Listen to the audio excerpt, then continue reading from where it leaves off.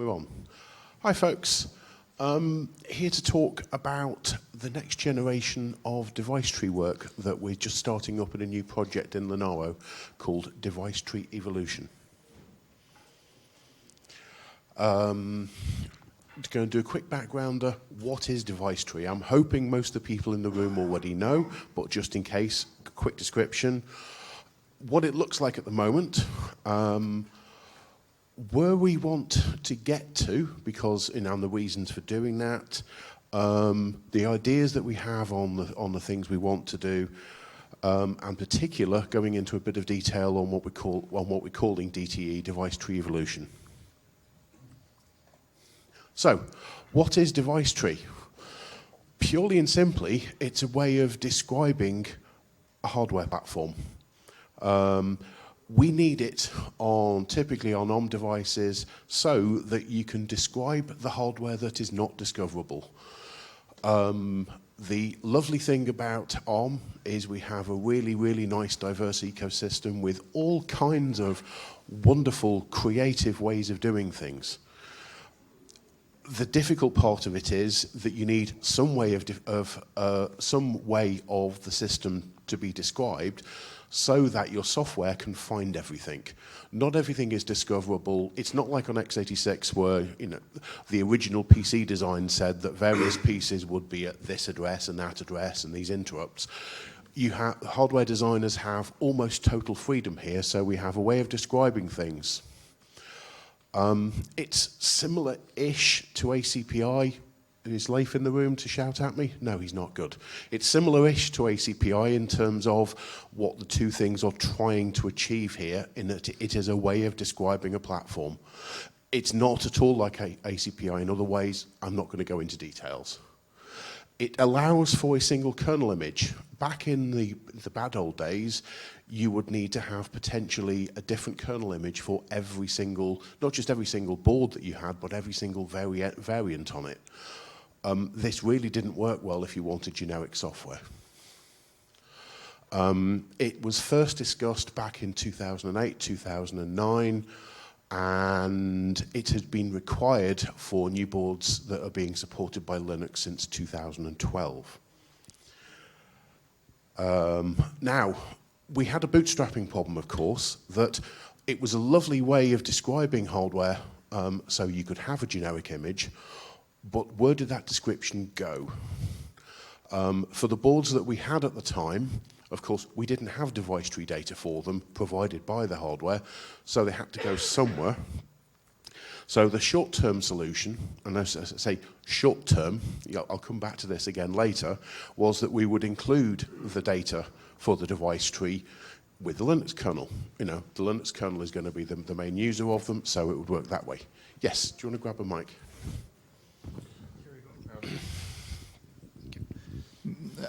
How did it work to identify the board?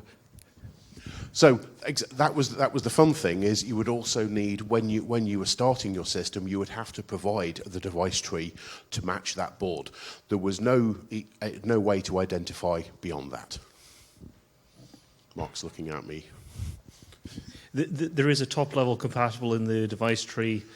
So the device tree does say what board it's for. How you relate that to the hardware you happen to be running on is a separate problem. Sure, glossing over slightly.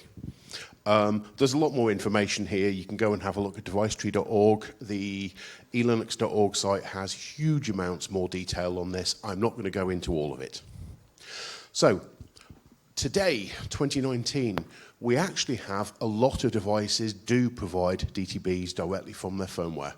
So that means that if you have a competent device, which is well understood, you actually have a fair chance of being able to boot a generic, say, Linux distribution or one of the other options directly without having to provide extra DTB information at runtime.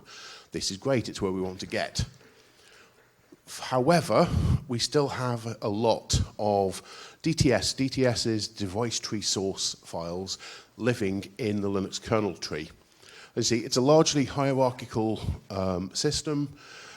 You can have includes, So you can describe your SoC, you can describe various platform pieces, you can describe daughter boards and everything. So you can actually, generate this, using hash includes, it's well understood, everybody's happy-ish. Now, what we've seen, however, is, of course, Linux isn't the only software component that uses device tree. No one expected it ever would be. We have various bits of bootloaders and firmware that are also wanting to use device tree. So U-Boot, Tiano Core, Bearbox, there's plenty of others. We have, I'm sure there are even other operating system kernels. That might shock people. Not everybody's running Linux. So FreeBSD, NetBSD, amongst others, also know how to use device tree. We have various RTOSes, like Zephyr, also use device tree to understand the platform they're running on. Now, to make things even more interesting, again, the massive diversity in the ARM ecosystem, you can have really complicated systems which can have all of these on the one platform. You might have multiple CPU complexes on the same SoC, each one of which actually needs to know about the platform it's running on. You might have Linux running on Cortex-A, you might have an RTOS for an embedded application running alongside it at the same time on a Cortex-M CPU. You might have an FPGA with your own application code on it doing all kinds of weird and wonderful and clever things. They all need to know about the platform, so they all care, in this case, about device tree or something similar. So, what we're looking to do is evolve and improve device tree to meet our evolved needs. We've moved on in the last decade. Well, some of us have.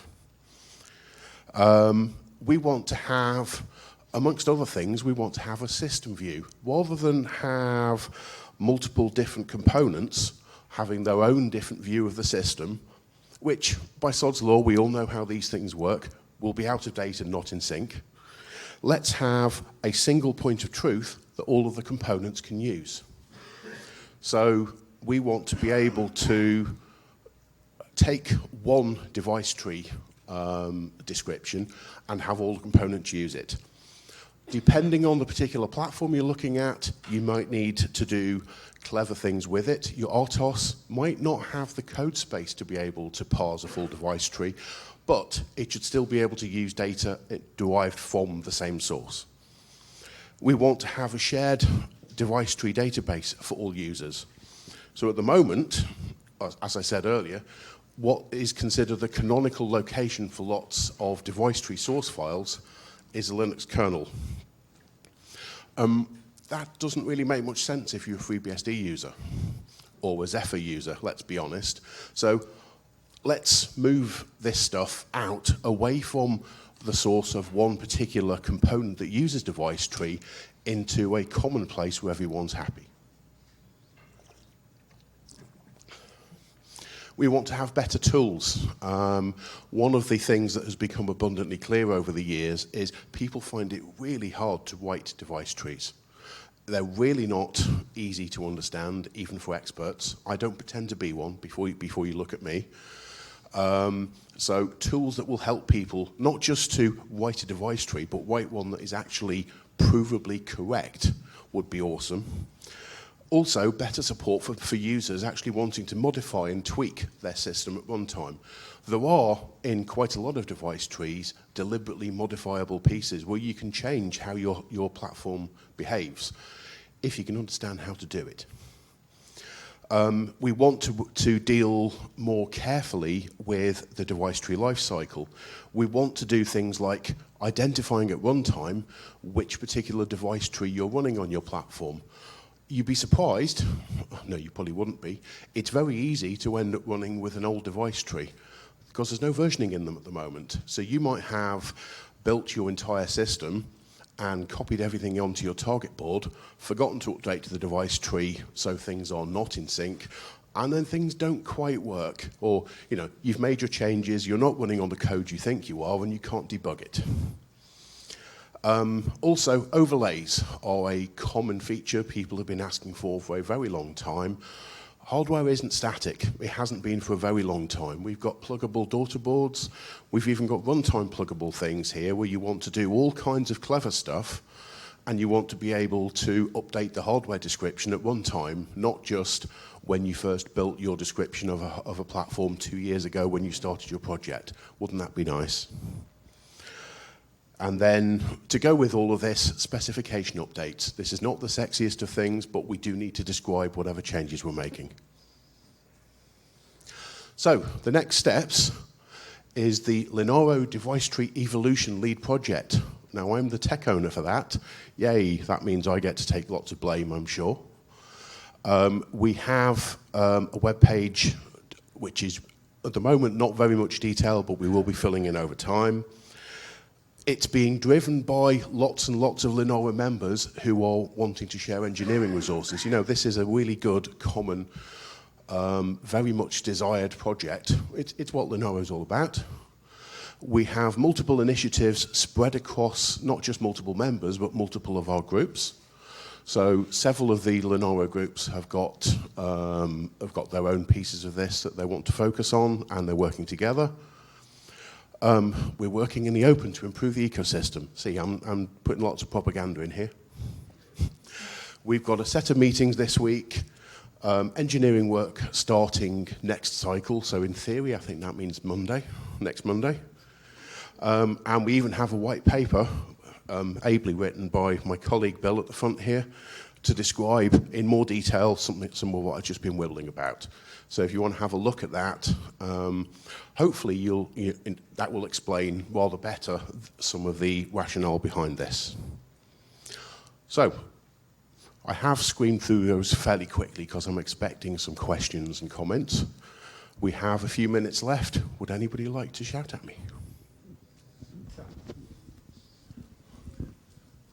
The meetings later this week, what's the schedule for that, and how do you find the schedule for that? The key one is we have a system device tree discussion on Thursday morning. Yes, it's scheduled. We also have to have one about the common DTS, or common device tree database on Wednesday afternoon. That is in the public schedule already as part of the kernel day, because obviously there's a lot of kernel people interested. We have time after both of those to discuss bits and pieces of the rest of what we're working on. It's still quite open yet because we know people are going to want to discuss various pieces. Can I ask some? Sure. So you mentioned about moving it out of the kernel, right? Yes. Where is it going to? There is already a devicetree.org organization on GitHub. So that's where the specification and some of the tooling are already. So the logical place would be to put all of the device tree source files there too. There's a lot more detail in terms of how we would move things out of Linux, and it's an ongoing discussion, but that is at least so far the plan.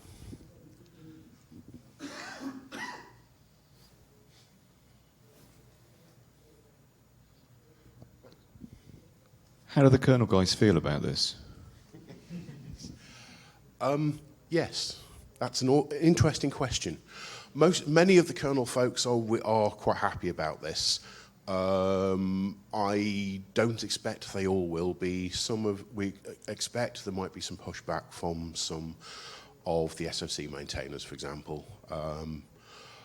A lot of it will come down to how well we're prepared to work with them. Part of the work of moving out of the kernel will be to make sure that we continue to work alongside the existing kernel maintainers, even while we're not working directly in the same tree. Because obviously, even if we don't want this stuff to continue to be in the Linux source tree, Linux is the biggest, best known component that is using device tree, so we really have to work together. I'm sure there's going to be some heated discussions coming.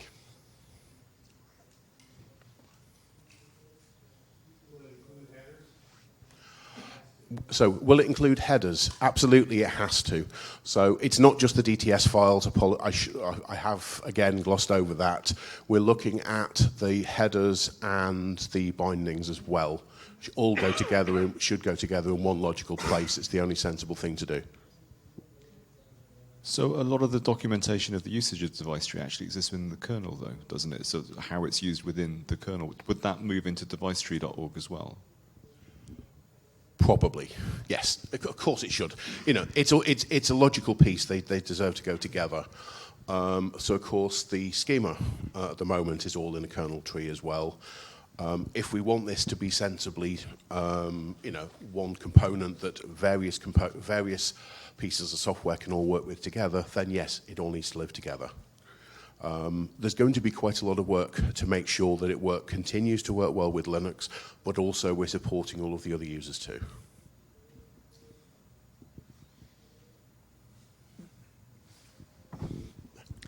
What about the tools to manipulate the device trees, libraries and such? Are they going to move as well to the same place you're describing? Absolutely, that's the plan. So at the moment, we have the device tree compiler, and Rob has written the beginnings of a validation tool. Now, the primary locations for those is on GitHub. We're going to be extending the existing tools and adding more. So again, they will all go together in one common set of software. Although I guess there's less need to do that because DTC is already a separate project anyway.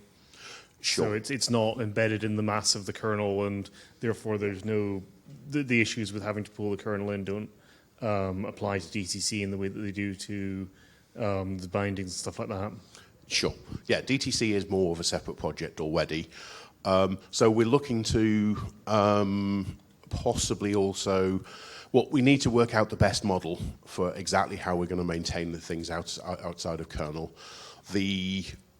Probably the most likely way, at least to start with, until we get a better idea, will be to follow the DTC model.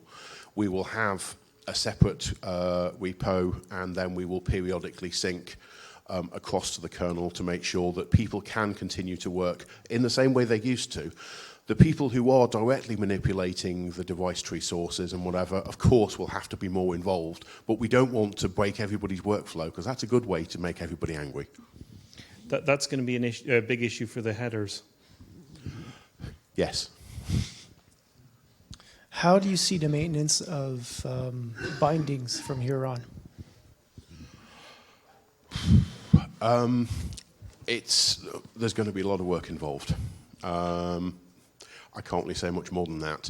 One of the things that we're looking for as part of the common database is we're looking for some full-time maintainers to take this on and make sure that they continue to work with the subsystem maintainers and the kernel and make sure that things continue to work together. Does that answer the question, or am I sounding too vague? Well, it's more about, we're going to expose this to multiple projects, and now if I want to define new bindings, they might not be acceptable to other people in other projects. So how does that, nowadays, or we only have to work the logic among ourselves, but now we have to do so with 5 or 6 different other projects that we just know about. Sure.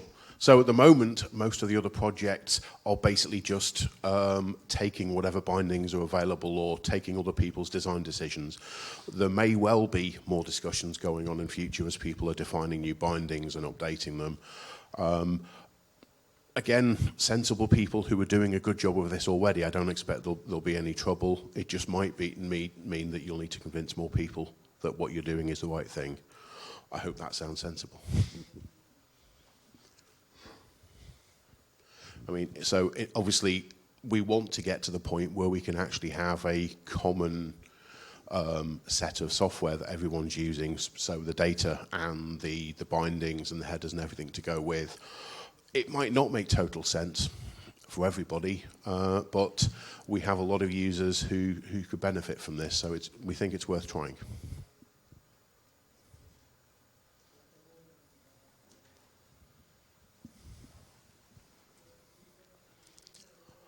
Anything else? Again, this is only a very simple overview of what we're looking at. There is plenty more work to come, plenty more discussions to happen yet. grab me or Bill or Thomas, who is up next. We'll be talking about stuff. So Thomas is going to be talking right now, straight after me, about system device tree, particularly as Xilinx and the OpenAMP people are working on it already. The two projects are very closely tied together, I think, and we should be able to achieve a lot here. Do you have a comment right now, Thomas, or you were just reminding me? Yes. Perfect. So if you want to get involved in the discussion, then 2 p.m. on Wednesday in the developer rooms, Mission Bay Room, I think it's called. But if you can't find it, give me a shout. It's in the schedule. So, thanks for coming, and shout at us later.